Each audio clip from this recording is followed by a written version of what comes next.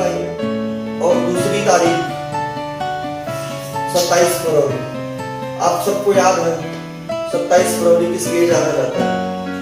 एक दीपक भारत देश के उत्तर प्रदेश के उन्नाव जिले में जला 23 जुलाई 1906 को एक सामान्य ब्राह्मण के परिवार में। 27 फरवरी 1931 को अल्फ्रेड पार्क में हमेशा हमेशा के लिए जल गया और उसकी ज्वाला इतिहास के पन्नों में दर्ज कर दी गई। जब तक ये धरती रहेगी, जब तक ये आसमान रहेगा, तब तक वो ज्वाला जलती रहेगी। आप सबको आभास हो गया होगा कि मैं महान क्रांतिकारी हमारे आदर्श चंद्रशेखर आजाद जी की बात कर रहा हूं। 1906 में एक सामान्य ब्राह्मण परिवार में जन्म लिए 16 साल की उम्र में देश की सारी परिस्थितियों को जाना। उस समय अंग्रेजी हुकूमत के गुलाम हुआ करते थे हम लोग।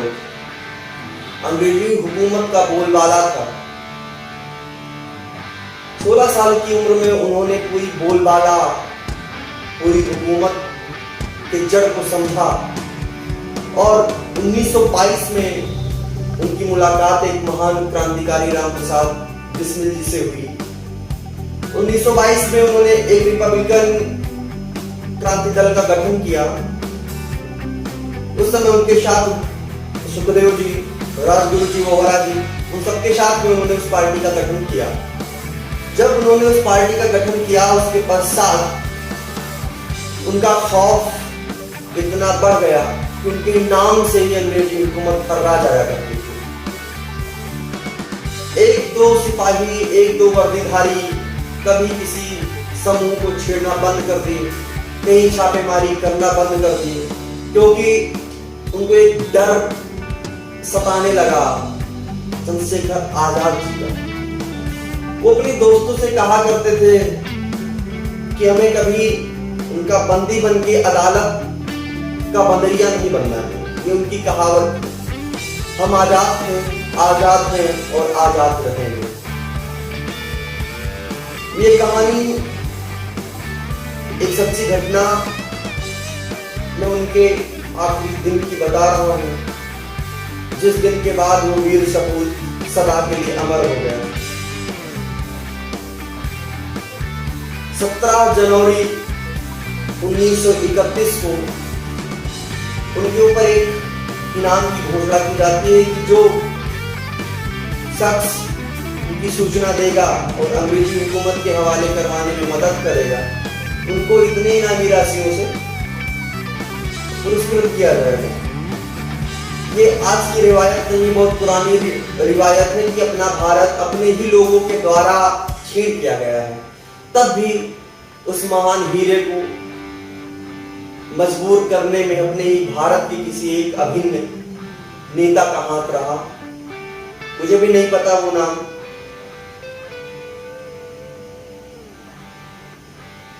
जब उनकी सूचना दी गई, ये बात है जब सरदार भगत सिंह जी को जेल हुई थी और वो उनको छुड़ाने का प्रयास कर रहे थे, चंद्रशेखर आजाद जी। वो बहुत ही मतलब प्रेशराइज थे कि उनको कैसे वहां से निकाला जाए। 90%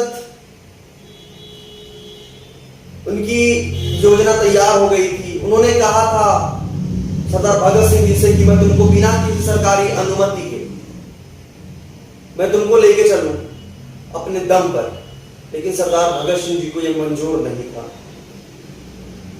अब वो परेशान थे, उनको मनाने में परेशान थे, लेकिन वो उस बात को समझ नहीं रहे थे। उनकी योजना तैयार हो रही थी अपने दोस्तों के साथ प्रयागराज के अल्फ्रेड पार्क में। अल्फ्रेड पार्क में किसी पेड़ के नीचे बैठकर अपने दोस्तों के साथ वो उस योजना की तैयारी बना रहे थे। इसी बीच में किसी ने उनकी सूचना अंग्रेजी हुकूमत को दे दी। अब बात चंद्रशेखर आजाद जी की थी।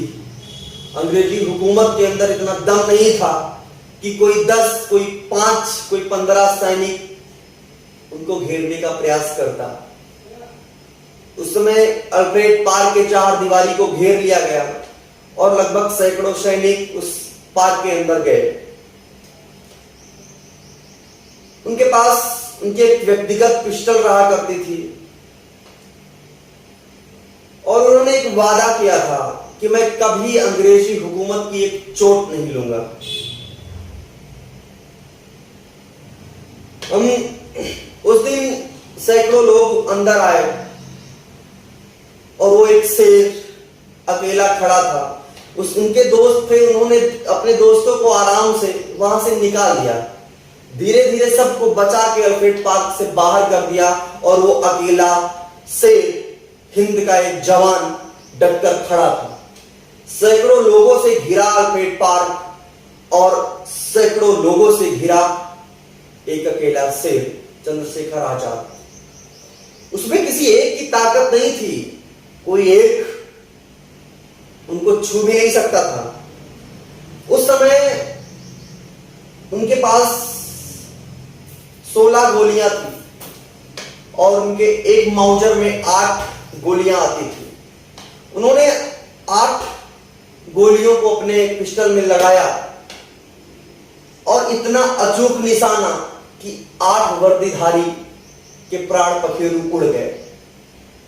8 लोगों को अकेला मारने वाला शख्स, अपना खौफ पैदा करने वाला शख्स इतना आम इंसान नहीं हो सकता। अंग्रेजी हुकूमत को भी, जितने उनके सैनिक आए थे, उनको भी किसी पेड़ के पीछे छिपना पड़ा।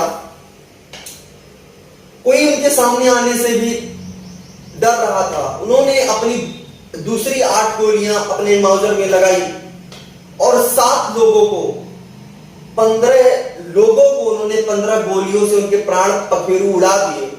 आखिरी गोली बची, उनको अपना प्रण याद था कि हमें अंग्रेजी हुकूमत की चोट कभी नहीं खानी है।